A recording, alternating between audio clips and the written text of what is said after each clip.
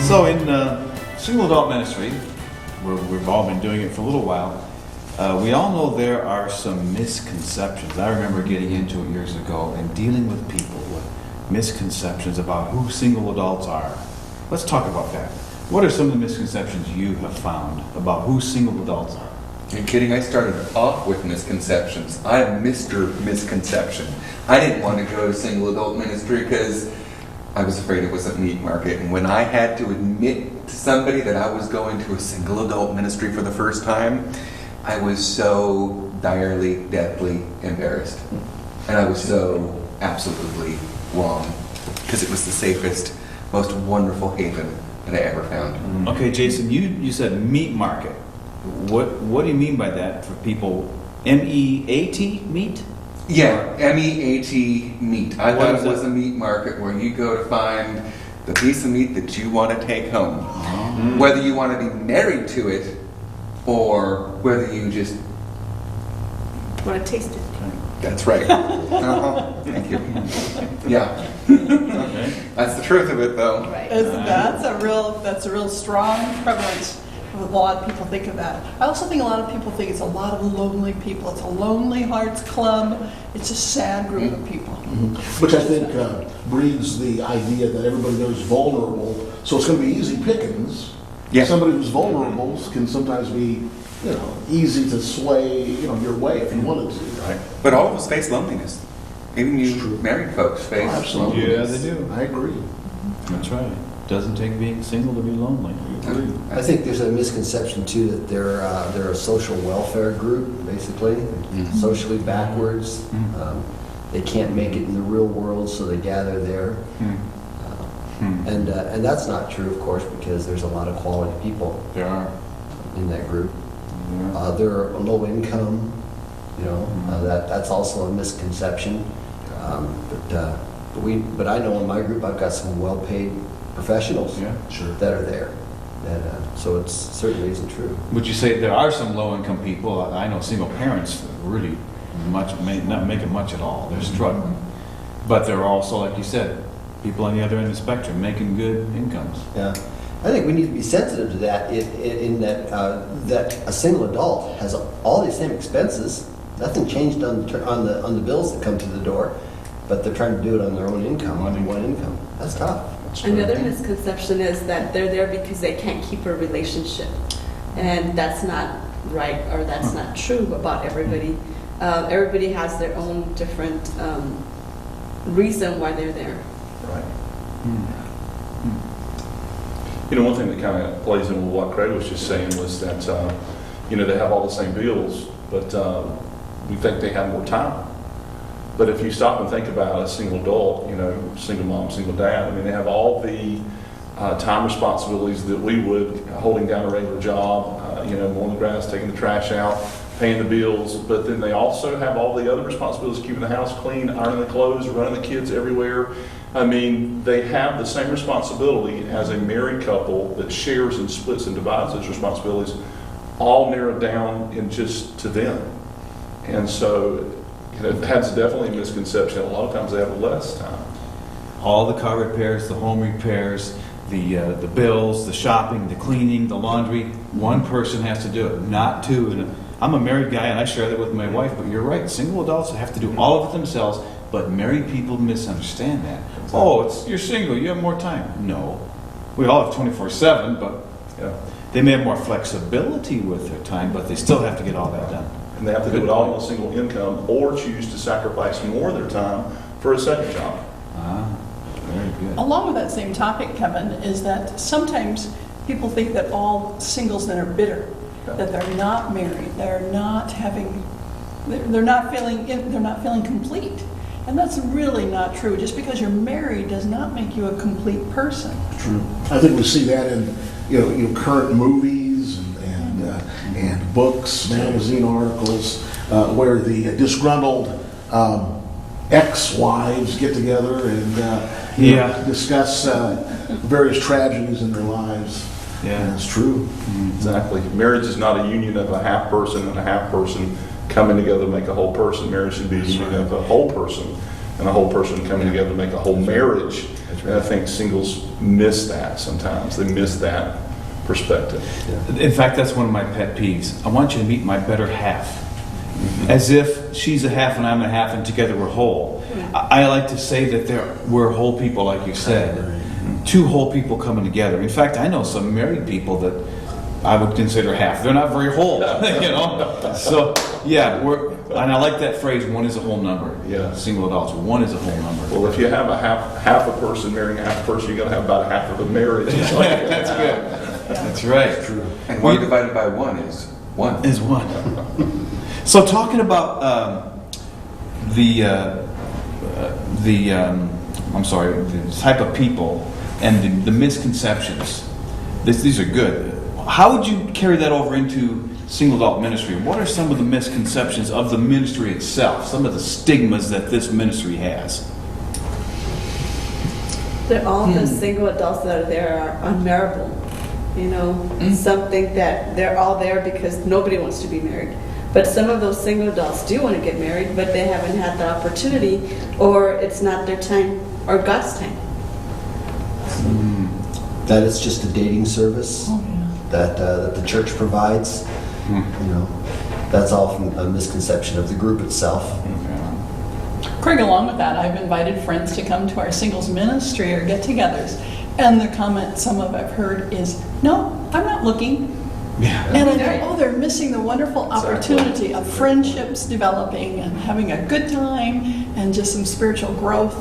It is an enjoyable time with friends. That is a huge stigma. I've seen that over and over myself, is that the ones that are in a relationship with a significant other don't feel that they need the single adult group. And I think one thing is, if we can get across to them that this is a ministry, this is not just a group, it's not just a place to come and meet someone. If that happens, great, but that there's real ministry happening there, there are relationships to be made, there's spiritual growth that needs to occur, and if we can shift the focus onto Christ and some of that spiritual formation you were talking about earlier, Rich, then that would go a long way in understanding that. And I think in churches, sometimes a single adult ministry is viewed as this auxiliary ministry that really isn't up to par, with other ministries in church, the music, or the men's or women's ministry or youth ministry, or etc. So it becomes kind of has this secular feel. It's kind of that repository of these rejected folk, in this ministry. Unfortunately, and of course that's not true.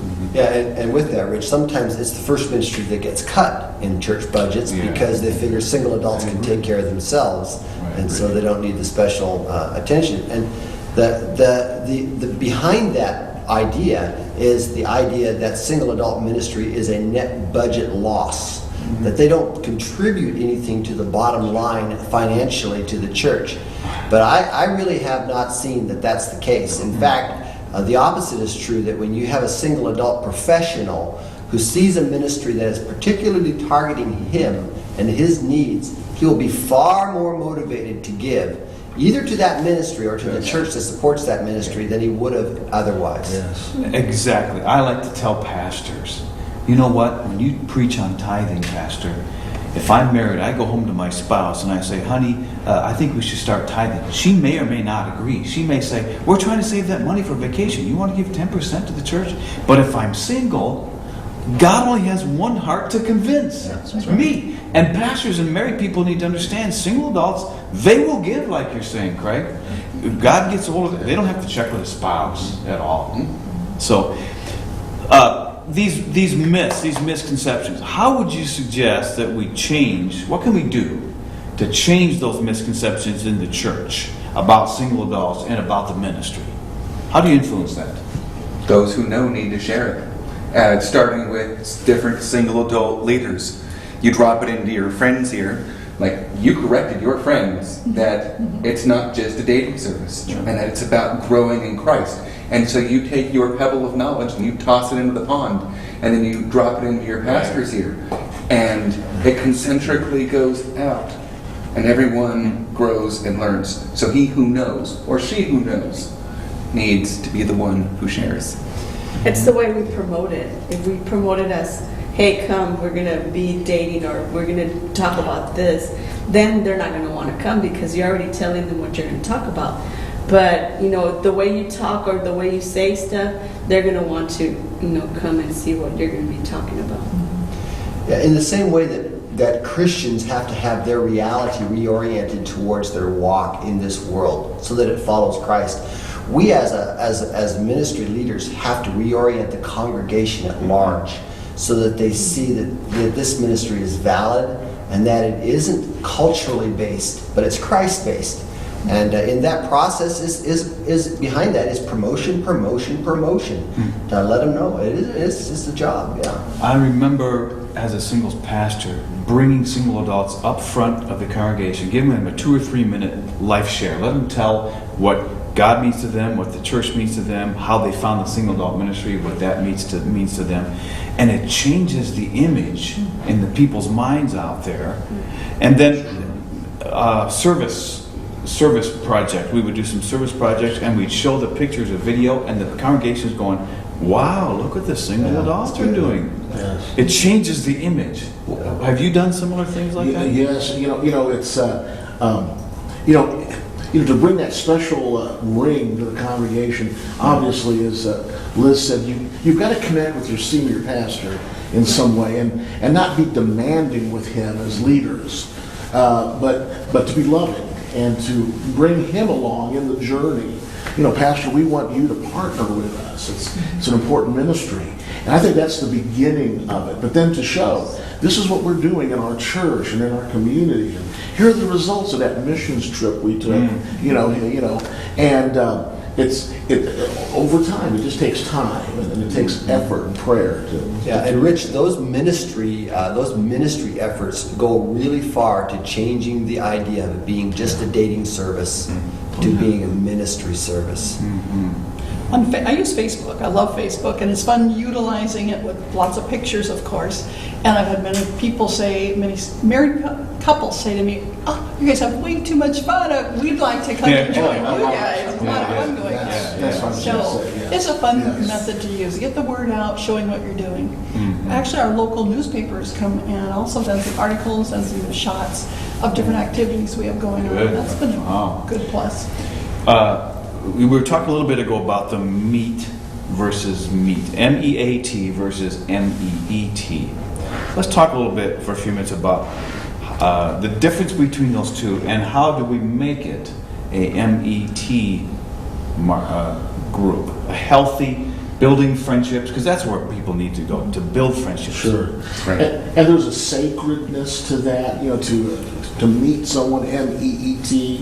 The Bible is replete with community and fellowship and linking together, and the world is thirsty for that, through the social networking.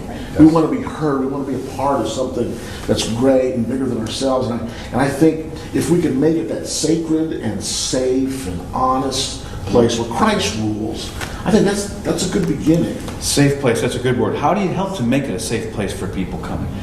As a leadership team, we talk real openly and honestly that there could be wolves coming in, sharks wanting to attack and hit on women. Actually, women could come hit on men also, too. And so we're real guarded when new people come in or people that are continuing to return, and it appears they're doing that. So we might just swoop in there and be protective, be supportive. So we want our environment, our area to be loving, accepting, and safe.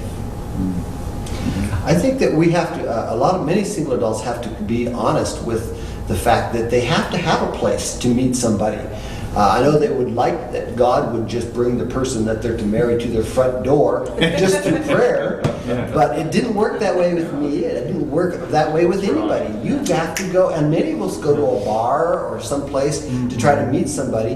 The church has to confess that we are a good, better option than the bar. So we first of all have to agree that we want to be a meeting place. And you got to come to meet somebody. That's probably not the first purpose, but it is in their minds, of course. The first purpose, I would say, is to help them grow spiritually and personally in their life. And we need to say that. But You're right, Craig. I would rather have them look in a Christian setting group, like our groups are across the country, than out there in the bars and clubs where it's unhealthy. Chances are they might meet, M-E-E-T, someone who is healthy and loves the Lord, and it's okay. It's okay that they're. I'd rather have them look there than out in the world. And they might just have friends. I found after 2 years of working with Pastor Craig that we went on a retreat, just the leadership team, and all of a sudden I had to deal with the reality that they were all my friends, that they weren't just people that I worked and served with. And more, the people that regularly come to our group, they're friends. They know my name, I know their names, and we know each other's concerns, and we share them, and we speak into each other's life. That's Very right. good, Jason. Yeah. And that breeds a wonderful, healthy resistance in males and females. Yes. That I look at you now as my sister in the Lord. And I would never go beyond that. Unless God brought us together in a miraculous way. It's Right. Yeah, that's a good point. Who has the influence in the group? How do we change this to the MEET from an MEAT? The leaders, the people. How do we make this change? Who influences that? Well, that's a fine line. I've got a saying: you can't let the tail wag the dog. You have to understand that. We're not anti-dating or we want to be pro-relationship and pro-community, and we want that to be done in a very healthy way. And so that's got to come from teaching times. That's got to come through the pastor or the ministry leader and through the ministry team. And everybody's got to kind of join hands and be in rank and talk the same thing. And you got to keep casting that vision. And this is a ministry. This is not just a group. We're here to build you and encourage you. Hey, if you meet somebody, that's great. We'll all be happy for you. But we want to see you do that in a healthy way. We want to protect you from bad and unhealthy relationships. And maybe unhealthy choices you made in the past. We want to be here as a true family, that you don't make those same bad choices again.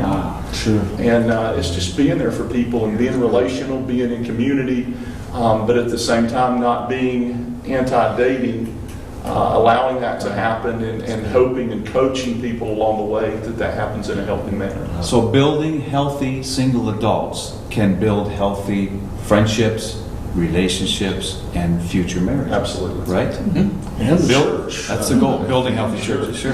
I think one of the greatest things that I've experienced over the years when I was working as a pastor is when one of our single adults would call me on the phone and just say, Pastor, I'm thinking about asking someone out to coffee or dinner. How do you feel about that? So you're honored to be a part of that. Yeah. Sometimes you say yes, sometimes you say I don't know. Sure. But it is awesome, to be part of that responsibility. It's really important, isn't it, to recognize all single adults, build with the goal of building healthy people. Yes. If the people are healthy, the ministry will be healthy. But we always have healthy and unhealthy people coming in. So the challenge is there to help them build friendships, find the Lord, grow in their life, and keep that mentality of the image healthy of the ministry. Yeah.